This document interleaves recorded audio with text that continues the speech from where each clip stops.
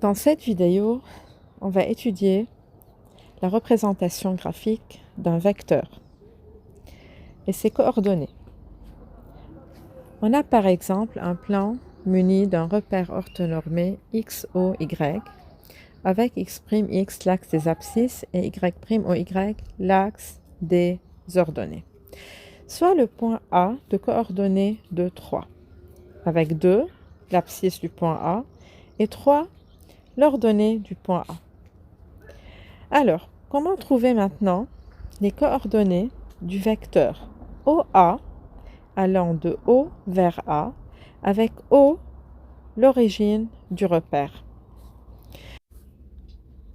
Alors, les coordonnées du vecteur OA sont en même temps les coordonnées du point A.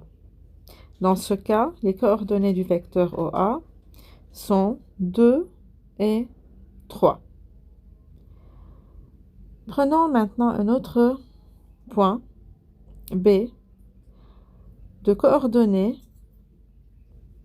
4 et moins 2. Alors 4 est l'abscisse du point B et moins 2 est l'ordonnée du point B. De même, si on va trouver les coordonnées du vecteur OB avec O l'origine du repère, alors les coordonnées du vecteur OB sont en même temps les coordonnées du point B, c'est-à-dire 4 et moins 2. Alors, les coordonnées du vecteur OA sont les mêmes que les coordonnées du point A, et les coordonnées du vecteur OB sont les mêmes que les coordonnées du point B. Si maintenant on va tracer le vecteur AB allant de A vers B, comment trouver les coordonnées du vecteur AB? Tout d'abord, on va faire une lecture graphique pour savoir les coordonnées du vecteur AB. On commence par A, en allant à droite, parallèlement à l'axe des abscisses, puis on va descendre vers le point B, parallèlement à l'axe des ordonnées. On remarque qu'on a fait 2 unités sur l'axe horizontal, et puis 3 ou 5 unités en descendant, parallèlement à l'axe des ordonnées. Alors, plus 2 représente l'abscisse de ce vecteur, et moins 5 représente l'ordonnée du vecteur AB. Alors, par lecture graphique, on a l'abscisse qui est égale à 2 et l'ordonnée qui est égale à moins 5. Alors, si on va trouver les coordonnées d'un vecteur AB, on peut aussi appliquer une formule. On fait xb moins xa pour trouver l'abscisse du vecteur AB et yb moins ya pour trouver l'ordonnée du vecteur AB. Avec xb et yb sont les coordonnées du point B, xa, ya les coordonnées du point A. Alors, xb c'est 4, moins xa qui est 2, ça donne 2. Yb moins 2, moins ya qui est 3, ça fait moins 5. Alors, c'est égal aux coordonnées de AB qu'on a trouvées graphiquement, par lecture graphique.